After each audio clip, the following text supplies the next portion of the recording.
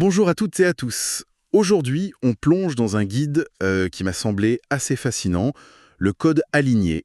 C'est pensé pour les coachs holistiques, mais franchement, les principes, ils touchent à un truc universel dans l'accompagnement, non?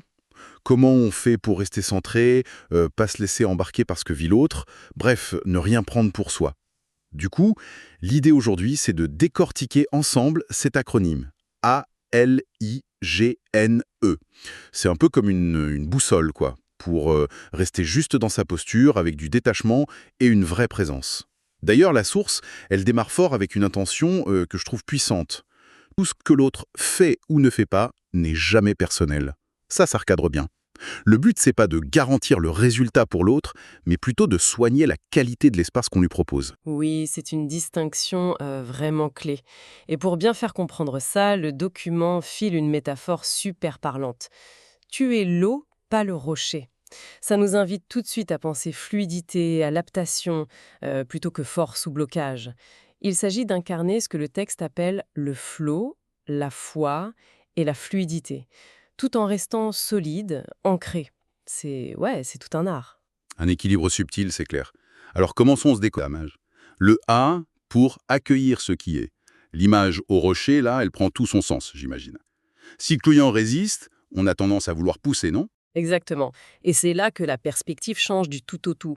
Accueillir, ça veut dire voir la résistance pas comme un échec ni pour nous ni pour l'autre, mais comme une info. Une info précieuse. Le guide dit sois comme l'eau. L'eau, elle se bat pas contre le rocher. Elle épouse ses formes, elle le contourne, elle trouve son chemin. La résistance, elle nous dit quelque chose sur le fonctionnement de la personne, ses protections. Ah oui, donc au lieu de se sentir frustré, genre ça bloque, la posture, c'est plutôt la curiosité. C'est ça, une curiosité, mais bienveillante, tu vois. Tiens, qu'est-ce que ça raconte, cette résistance? À quoi elle sert pour cette personne? Du coup, ça demande de pouvoir s'adapter, d'ajuster l'approche et puis d'être créatif pour proposer autre chose. Le mantra, c'est «je reste fluide, je m'adapte, je ne force rien». C'est une invitation à observer sans jugement et à danser avec ce qui est là. Danser avec ce qui est là. J'aime bien. Et cette idée de ne pas forcer, ça nous mène assez naturellement au LP. Lâcher prise sur le résultat. Il y a une autre métaphore dans le texte, celle de la graine. Oui, celle de la germination, le coaching, c'est vu un peu comme ça, comme un processus naturel. Une graine, elle a besoin de bonnes conditions, terre, eau, lumière, mais elle va germer et donner son fruit à son rythme, à elle. On peut pas tirer sur la plante pour qu'elle pousse plus vite, quoi. C'est une super image. Ouais, ça montre bien que notre rôle, c'est pas de produire un résultat précis dans un temps donné, c'est plutôt de créer le meilleur environnement possible pour que la personne puisse éclore à sa manière. Ça demande une sacrée confiance dans le processus lui-même et peut-être dans quelque chose d'un peu plus grand. Le texte parle de temps divin. Ça veut dire quoi concrètement ici? Pour chaque transformation. Un timing qui nous échappe un peu, qui n'est pas forcément notre agenda à nous, c'est faire confiance que les déclics, les changements profonds, ils arrivent au bon moment pour la personne, même si nous, on aimerait que ça aille plus vite parfois. D'accord. Certaines personnes avancent vite, d'autres, ça prend plus de temps. Et le texte dit, les deux sont parfaits. Le lâcher-prise, c'est cette acceptation profonde du rythme de l'autre. D'où le mantra, le fruit mûrit à son rythme et c'est parfait ainsi. Accepter le rythme de l'autre. Ok. Et ça implique aussi de ne pas vouloir faire à sa place, j'imagine. C'est un peu ça le I pour intégrité énergétique. L'idée de marcher à côté. Tout à fait. Le gros point ici, c'est d'éviter le piège du sauveur. On a envie d'aider, c'est normal, mais vouloir prendre en charge les problèmes de l'autre, même si ça part d'une bonne intention, le guide dit que ça peut en fait lui enlever son pouvoir, sa capacité à trouver ses solutions. C'est un peu comme lui dire «T'inquiète, je gère, t'es pas capable tout seul». Ah oui, vu comme ça. Et ça crée une dynamique un peu particulière. Oui, souvent inconsciente, cette dynamique sauveur-victime. Le sauveur, ils sont utiles, c'est valorisant, mais ça peut maintenir l'autre dans une forme de dépendance, alors que le but, c'est l'autonomie, l'empowerment, comme on dit. L'intégrité énergétique, donc, c'est tenir sa place, offrir son soutien, sa lumière, oui, mais sans porter le fardeau à la place de l'autre. C'est honorer sa capacité à trouver ses réponses. Le mantra « je ne porte pas, je marche à côté » y résume super bien. C'est bien dit. Le texte propose même un petit garde-fou, hein. Faire attention si on sent monter en soi le besoin d'être indispensable. Ça, c'est peut-être un signe qu'on glisse vers le sauveur. C'est subtil, hein? Marcher à côté, tenir l'espace. Ça nous amène au G, guidance par l'espace sacré. Comment le texte définit cette guidance? C'est pas juste donner des conseils, j'imagine. Ah non, loin de là. La guidance ici, c'est pas dire fais ci, fais ça. C'est plutôt l'art de créer et de maintenir un espace sacré, un environnement de confiance, de bienveillance, où la personne se sent assez en sécurité pour oser explorer, se regarder en face, et où sa propre sagesse peut émerger. Le guide détaille un peu ce qui fait cet espace. D'abord, il parle de container sécurisant. Un container sécurisant. C'est-à-dire, C'est créer un cadre relationnel et aussi psychologique où la personne sent qu'elle peut être totalement elle-même, vulnérable, exprimer ses doutes, ses peurs sans jamais être jugée, c'est la base quoi. Ensuite, il y a le principe de faciliter sans forcer. Ça veut dire s'adapter vraiment à la réalité de la personne. L'exemple donné est pas mal. Si quelqu'un dit j'ai jamais le temps pour les exercices entre les séances, au lieu de juste le noter, pourquoi pas intégrer un temps de pratique pendant la séance. C'est ça s'adapter. ok.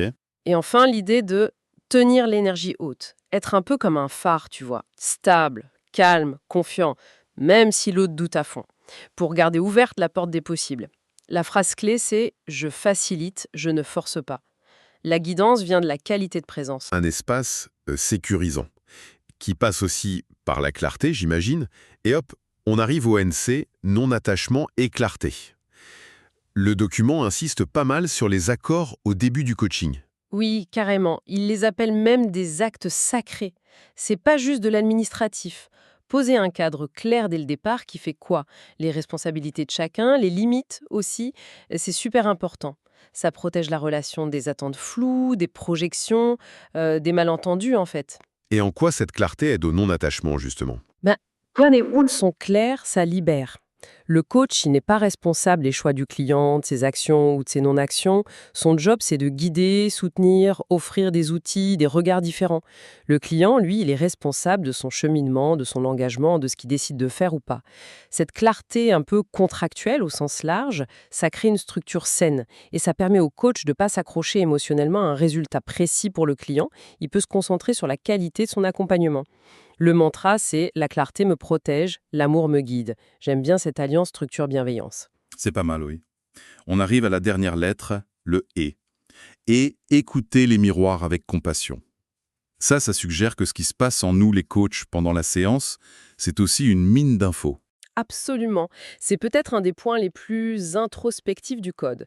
L'idée de base, c'est que les émotions pas très confortables qu'on peut ressentir, l'impatience, la frustration si le client fait pas ses devoirs, l'agacement, la peur de ne pas être à la hauteur, ces émotions, elles sont pas causées par le client. Ah bon? Mais alors, elles viennent d'où? Le texte les voit comme des miroirs sacrés. Elles sont révélées, activées par l'interaction, mais elles parlent de nous, de nos propres zones d'ombre, nos blessures, peut-être nos croyances qui demandent à être regardées, avec douceur. Les exemples sont parlants, la frustration face au client qui avance pas pourrait toucher notre propre perfectionnisme, l'agacement face au doute pourrait réveiller notre besoin d'être validé. D'accord. Et on en fait quoi de ces émotions alors? On les met sous le tapis? Surtout pas. Le guide propose un petit processus interne. D'abord, juste observer l'émotion, sans la juger. Puis la nommer. Tiens, là, c'est de l'impatience que je sens. Ensuite, respirer avec, pour créer de l'espace. Après, se questionner avec bienveillance. Qu'est-ce que ça touche en moi? Ça révèle quoi? Et enfin, choisir de transmuter cette énergie. Passer de la réaction « Ah !» à une réponse consciente et compatissante. Le mantra, il est fort. Je transmue au lieu de réagir. Bon, ça demande de s'entraîner à l'auto-observation et beaucoup de bienveillance envers soi. C'est tout un chemin, ce code ALIGNE. Et pour aider à l'intégrer au quotidien, surtout quand on sent qu'on dérape un peu, qu'on prend les choses pour soi, la source propose un outil pratique, le rituel Reset aligné. Oui, c'est comme une micro-pratique pour se réaligner vite fait. Un petit bouton reset intérieur quand on sent qu'on commence à être moins juste, moins aligné. C'est en 5 étapes simples. Voyons ça. Première étape, respirer profondément, 3 fois, consciemment. Basique, mais ça ramène direct dans le corps, dans le présent. Deuxième étape, Poser l'intention. Juste intérieurement, se dire un truc comme je rends à l'autre ce qui lui appartient et je reprends ma juste place. C'est une clarification énergétique en fait. Mhm. Troisième étape, s'ancrer physiquement. Le rituel suggère de boire un verre d'eau ou de se laver les mains, mais en pleine conscience. L'eau, c'est le symbole de la purification, du retour au flot, nettoyer ce qui n'est pas à nous. D'accord. Pour acter le choix, genre aujourd'hui j'ai choisi la fluidité ou je suis l'eau, pas le rocher. Ça ancre la décision. Et cinquième étape, revenir au cœur. Juste inspirer dans l'espace du cœur, sentir la paix ou la chaleur, et expirer cette qualité vers soi. Et puis vers l'autre si on le sent. C'est fou comme des gestes simples, respirer, boire de l'eau, écrire peuvent devenir un rituel puissant pour se recentrer. Le texte dit que c'est un acte d'amour envers soi-même. Ça colle bien avec l'idée de prendre soin de sa propre énergie pour mieux accompagner. Et la dernière phrase du docu résume tout ça magnifiquement, je trouve. Je suis l'eau qui apprend à danser avec le feu des autres. Quelle image! C'est beau, hein? Oui, si on devait résumer l'essence de ce code aligné, ce serait quoi? Pour moi, c'est vraiment cette invitation constante au détachement. Pas l'indifférence, hein, mais ne pas s'approprier le vécu de l'autre. Et puis, la présence, l'intégrité, marcher à côté, pas sauver. La clarté aussi. Et cette écoute, y compris de soi. L'acronyme ALIGNE, du coup, c'est plus qu'un simple moyen mnémotechnique. C'est presque une philosophie d'accompagnement. Relation plus saine, plus responsabilisante. Et ça m'amène à une dernière réflexion, peut-être une question à laisser infuser. On a beaucoup parlé de coaching holistique, mais est-ce que ces principes, accueillir ce qui est, lâcher prise, écouter nos propres réactions, la clarté, l'intégrité, est-ce que tout ça, ça ne pourrait pas transformer aussi nos autres relations? Au boulot, en famille, avec les amis? Comment cette posture d'alignement pourrait s'inviter dans notre vie de tous les jours, au fond? Je laisse ça ouvert.